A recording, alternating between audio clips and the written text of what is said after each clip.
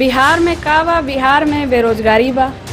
बिहार में कोरोना के टाइम पे आप देख लीजिए पूरी नीतीश सरकार का जो कार्यकाल रहा, मतलब बिहार में बीमारी बा। स्वास्थ्य व्यवस्था की बहुत ही बदतर हालत बा। जदयू की सरकार पूरे कोरोना के टाइम पे बिल्कुल अच्छे से नंगी हो चुकी है। ये बीजेपी आरएसएस वाले जो लोग भगवा झंडा लेकर के, तिरंगा झंडा लेकर के बलात्कारियों के पक्ष में रैली निकालते हैं, आज उन्हीं के गठबंधन में बैठे हुए जदयू किसको टिकट दे रहा है? मंजू वर्मा को टिकट दे रहा है। आज हाथरस की घटना पे यहाँ पर कोई एक शब्द भी नहीं बोलता है और पूरे उस दलित जो लड़की है उसके खिलाफ जिसने बलात्कार किया था उसका पूरा सपोर्ट यूपी की जो बैठी हुई सरकार है वो पूरा सपोर्ट अपर कास्ट के लोगों को कर रही है। तो सीधा सीधी हम तो सबसे पहला हमला सरकार पे कर ही रहे हैं। जो मौजूदा सरकार है ये अपने आप में अपनी नीतियों से नंगी हो गई है।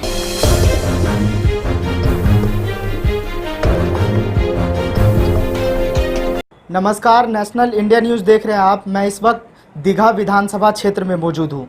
जिस तरीके से चुनाव की सरगर्मियाँ तेज हो गई है, लगातार एक दूसरे पर जो है उम्मीदवार जो हैं एक दूसरे पर लगातार आरोप प्रत्यारोप लगा रहे हैं।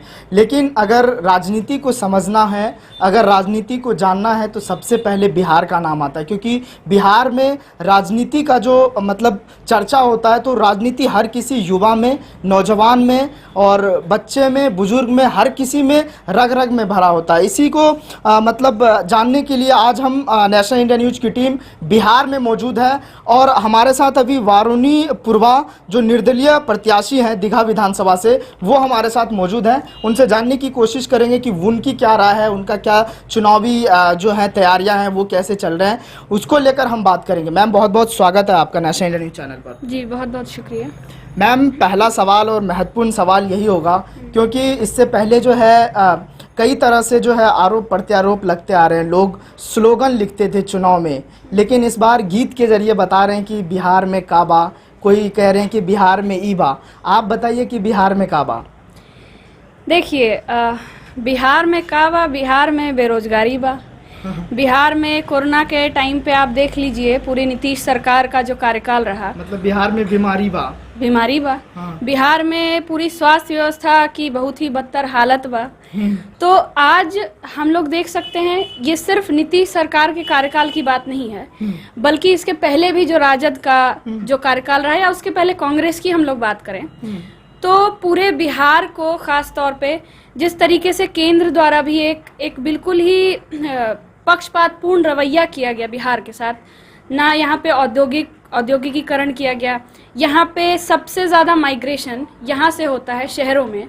आज हम लोग बात कर लें ये, और बेरोजगारी आज सबसे बड़ा मुद्दा है खास तौर पे देश स्तर पे भी और बिहार के स्तर पे भी। तो आज ये प्रमुख मुद्दे हैं जिन पर पूरी राजनीति आज देख लीजिए चल रही है। नहीं, आपने बातचीत के दौरान आरजेडी और कांग्रेस का जिक्र किया। अभी जिसकी सरकार है, एनडीए की सरकार है, उस पर आप बोलने से क्यों बच रहे हैं? उस पर क्यों? मतलब बेरोजगारी तो उनके भी समय में था, और जिस तरीके से माइग्रेंट की अगर हम बात करें, जो मतलब बाहर थे वो मतलब मरने के लिए अगर कहा जाए तो मरने के लिए छोड़ दिया गया था। तो इसको कैसे देखते हैं आप? देखिए, आप सवाल ऐसा फ्रेम करते हैं आपके सवाल करने का फ्रेम या स्ट्रक्चर जो है वो अपने आप में गलत है, क्योंकि मैंने पहले ही कहा कि जदयू की सरकार पूरे कोरोना के टाइम पे बिल्कुल अच्छे से नंगी हो चुकी है। आज जो लोग बलात्कारियों के पक्ष में रैलियां निकालते हैं, ये बीजेपी आरएसएस वाले जो लोग भगवा झंडा लेकर के, तिरंगा झंडा लेकर के बलात्कारियों के पक्ष में रैली निकालते हैं, आज उन्हीं के गठबंधन में बैठे हुए जदयू किसको टिकट दे रहा है? मंजू वर्मा को टिकट दे रहा है। आज हाथरस की घटना पे यहाँ पर कोई एक शब्द भी नहीं बोलता है और पूरे उस दलित जो लड़की है उसके खिलाफ जिसने बलात्कार किया था उसका पूरा सपोर्ट यूपी की जो बैठी हुई सरकार है वो पूरा सपोर्ट अपर कास्ट के लोगों को कर रही है। तो सीधा सीधी हम तो सबसे पहला हमला सरकार पे कर ही रहे हैं। जो मौजूदा सरकार है ये अपने आप में अपनी नीतियों से नंगी हो गई है। रेल के निजीकरण से लेकर के तमाम चीज़ों को बेचा जा रहा है, पूरे रेल के कर्मचारी इससे त्रस्त हैं। बेरोजगारी आज युवाओं का सबसे बड़ा मुद्दा है। 17 तारीख को लोगों ने युवाओं का एक बहुत बढ़िया ये स्टेप था कि 17 तारीख को बेरोजगारी दिवस मनाया गया मोदी जी के जन्म दिवस पे, और यहाँ पे पूरे देश स्तर पे अगर हम लोग बात करें तो उससे सबसे ज़्यादा बेरोजगारी बिहार राज्य में है। करीब 40% हम लोग बात कर सकते हैं। तो बेरोजगारी दर जिस तरीके से बढ़ा है, और इसमें बेशक नीतीश सरकार का उतना ही बड़ा हाथ है, लेकिन राजद का भी उससे कम हाथ वो तो नहीं। कह रहे हैं ना मैम कि अगर हमारी सरकार आती है तो 10 लाख युवाओं को रोजगार मिलेगा। वो तो मोदी जी ने भी 15 लाख का वादा किया था। अब चुनाव में जुमले उछालने के लिए तो बहुत सारे लोग बहुत सारी बातें करते हैं, लेकिन हकीकत कितना मिल सकता है इस पर भी तो देखना पड़ेगा। तो क्या लगता है कि आरजेडी का अगर सरकार आता है यहाँ पे तो वो ऐसा काम करेंगे, या तेजस्वी यादव पर भरोसा करेंगे यहाँ के युवा, यहाँ की जनता जनार्दन? देखिए, ये आप एक आम व्यक्ति से पूछिए तो ज्यादा बेहतर है। हम तो निर्दलीय प्रत्याशी, हाँ, आप भी फील्ड में जाते होंगे, हाँ, आप भी मतलब जो लोग हैं जो मिलते होंगे, तो उनकी क्या राय है वो मैं आपसे जानना चाह रहा हूँ। वैसे भारत की क्रांतिकारी मजदूर पार्टी द्वारा समर्थित उम्मीदवार हैं, और हम लोग यहाँ पे दीघा विधानसभा में एक ही सीट पे लड़ रहे हैं। तो सरकार, देखिए, हमारा मानना है कि किसी की भी आए, खासतौर पे मौजूदा 73 साल हम लोगों ने देश को भी देख रखा है और बिहार के भी इतिहास को देख रखा है। हमें नहीं लगता है कि ना राजद, ना कांग्रेस, ना भाजपा, ना तमाम सीपीआई, सीपीएम, लिबरेशन जैसी पार्टियां मजदूर मेहनत कश पक्ष का प्रतिनिधित्व कर सकती हैं। ये हमारा मानना है, और इसीलिए हम लोग एक नई पार्टी गठित करके, जो मजदूरों के दम पे, उनके आंदोलनों के दम पे खड़ी हुई है, हम लोग अपना विकल्प लोगों के बीच लेके जा रहे हैं। जितनी हमारी क्षमता है उस अनुसार हम लोग अपना विकल्प खड़ा कर रहे हैं। तो आपको क्या लगता है कि जिस तरीके से आपने कहा कि मतलब ना आरजेडी काम करेगी, ना बीजेपी काम करेगी, ना जदयू काम करेगी, कौन से ऐसे पार्टी होंगे जो यहाँ के लिए काम करेंगे? देखिए, ये सबसे बड़ी चीज है ना, ये पार्टियों के फंडिंग से पता चलती है। आप देखिए, 2014 या 2019 के लोकसभा चुनाव में सबसे ज्यादा फंडिंग बीजेपी को हुई। पूरे अंबानी, अडानी से लेकर के सारे कॉरपोरेट हाउसेस। कांग्रेस को भी फंडिंग हुई, तमाम सो कॉल्ड वामपंथी पार्टियों को भी फंडिंग हुई। असल में इससे पता चलता है कि आप जो करोड़ों रुपए इतना बहा रहे हैं चुनाव प्रचार में, एक तो प्रत्याशी खुद करोड़पति होते हैं, है ना। ये कहा जाता है कि आप चुने और चुने जाने के लिए आजाद हैं, लेकिन चुनाव में खड़ा कोई आम इंसान हो नहीं सकता है। पूरी चुनावी प्रक्रिया ऐसी है। और इसमें जो खड़ा हो रहा है, खासतौर पे जितनी पार्टियां हैं, उनकी फंडिंग कहाँ से होती है? आप खुद एडीआर की रिपोर्ट में जाकर के देख लीजिए। राजद की भी फंडिंग बड़े बड़े ऐसे मालिकों से, ठेकेदारों से, इन लोगों से होती है। तो सीधी बात है कि कुर्सी अगर आपको मिलेगी, आप उसके पैसे पे आप प्रचार किए हैं, तो कुर्सी मिलने के बाद आप किसके लिए काम करेंगे? जो जिसकी खाता है उसकी गाता है। तो इसीलिए हम लोग आज बात कर रहे हैं कि ये सारी ही पार्टियां जो हैं, ये जनता की बात करते हुए भी, तमाम जुमले देते हुए भी, ये उनके लिए काम नहीं करेंगे।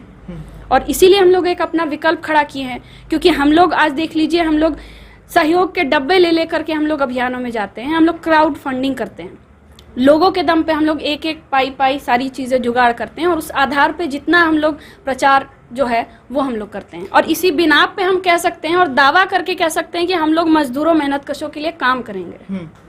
लेकिन मैंने मतलब लगातार नेशनल इंडिया न्यूज़ चैनल जो है लगातार 2 दिन से पटना में जो है पब्लिक ओपिनियन ले रही है, लेकिन जितने भी मैंने युवाओं से मिला, उनका साफ तौर पे कहना है कि आरजेडी को एक बार मौका मिलना चाहिए। तेजस्वी यादव युवा नेता है, तो वो कह रहे हैं कि युवा चेहरा जो है वो काम करेंगे। आपको क्या लगता है? देखिए, युवा, वैसे तो कहें हम सबसे तो युवा प्रत्याशी हैं। लेकिन सिर्फ युवा होने से, जैसे अगर इसको ऐसे ट्रीट किया जाए कि हम महिला हैं तो हम महिलाओं के लिए काम करेंगे, क्या स्मृति ईरानी खड़ी थी? क्या भाजपा की सारे महिला नेत्रियों ने हाथरस के इंसिडेंट पे कुछ कहा? तो जरूरी नहीं है कि आप युवा हैं तो युवा के लिए काम करेंगे। यूपी की सरकार थी, हाँ, तो फिर भी प्रदेश में बीजेपी फिर भी क्या बीजेपी की महिला मंत्रियों को ये नहीं था कि आप जाकर के एक स्टेटमेंट दें? ये तो उनको बनता है ना, आपकी बीजेपी की सरकार है वहां पे। तो हम आज बात कर रहे हैं युवा के लिए करेंगे, महिला के लिए करेंगे, इससे चीजें तय नहीं होती हैं। यहाँ पर तो ये भी युवाओं का कहना है। हाँ, ये युवाओं का कहना है, क्योंकि देखिए वही है कि विकल्पहीनता की स्थिति में, अब जैसे जदयू भाजपा से लोग परेशान हो चुके हैं, अब उसके सामने विकल्प कुछ नहीं है, तो तमाम चोरों में से कौन सा कम चोर है उसको जनता चुनती है। क्योंकि हमारे सामने मौजूद ही एक सांपनाथ है, दूसरा नागनाथ है। अब विकल्प ही नहीं है आपके पास। आप नोटा दबाइए, नोटा दबाने पे तो सरकार बदलती नहीं है, दोबारा से तो इलेक्शन होता नहीं है ना। तो कोई विकल्पहीनता की स्थिति में लोग ये बात कह रहे हैं। बात ये है, और हम लोग एक विकल्प की शुरुआत कर रहे हैं अभी। अच्छा, इस बहस को थोड़ा आगे लिए चलते हैं, आपकी चुनावी तैयारियां कैसी चल रही है? हमारी चुनावी तैयारियां बहुत बेहतरीन चल रही हैं। हम लोग लोगों के बीच जनसंपर्क अभियान हम लोग चला रहे हैं, लोगों के बीच बात कर रहे हैं। वैसे तो जहाँ जहाँ इस पूरे एरिया में हम लोग का काम है, घरेलू जो घरों में काम करने वाली महिलाएं हैं, जो झाड़ू पोछा करती हैं, उनकी एक यूनियन हम लोग उनके तहत रैलियां निकाले हैं। हम लोग उनकी बात, हक अधिकार को लेकर के सड़कों पर उतरे हैं, तो उनका एक बड़ा सपोर्ट है। फिर बिन टोली एक बहुत ही वैसा इलाका है जहाँ पर हम लोग काफ़ी सालों से, और ये जो लाइब्रेरी है भगत सिंह पुस्तकालय, यहाँ पर भी हम लोग काफ़ी सालों से काम किए हैं। तो काम के हम लोग अपने बिना पे और अपनी राजनीति पे, अपनी विचारधारा पे हम लोग लोगों को बोल रहे हैं कि जात धर्म से ऊपर उठ करके आपको कौन काम करेगा ये देख के वोट करना है, और लोग मतलब समझ रहे हैं।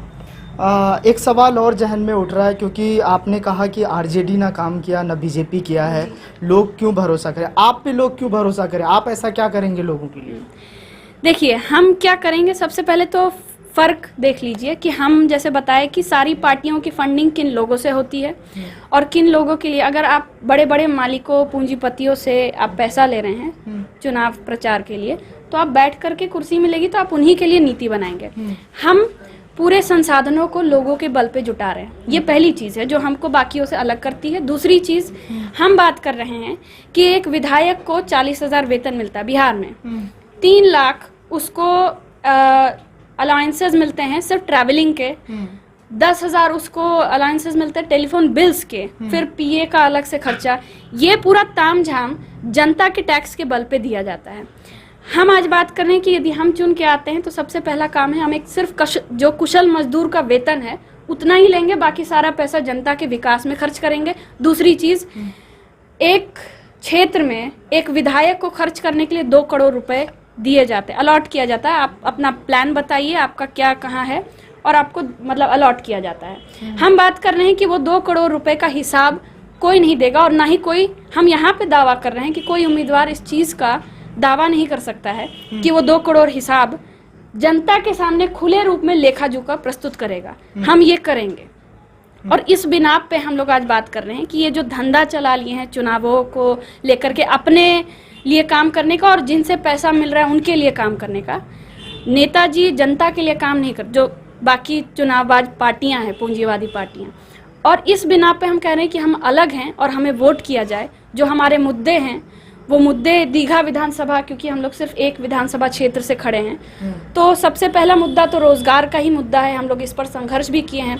भगत सिंह राष्ट्रीय रोजगार गारंटी कानून को लेकर के पूरे देश स्तर पे हम लोगों ने दिल्ली में जंतर मंतर में प्रदर्शन किया था, यहाँ से भी युवा गए थे।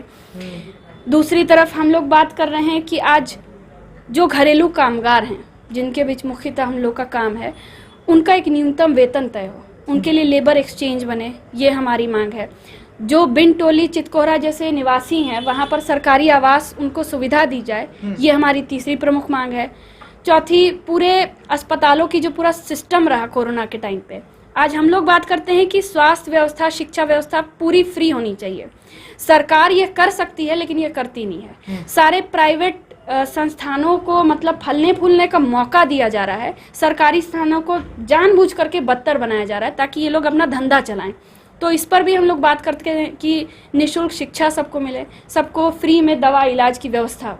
ये मतलब कुछ मुख्य हम लोग के मुद्दे हैं इस बार के चुनाव में। चलिए, बहुत शुक्रिया हमसे बातचीत करने के लिए, आपने मुझे महत्वपूर्ण समय दिया।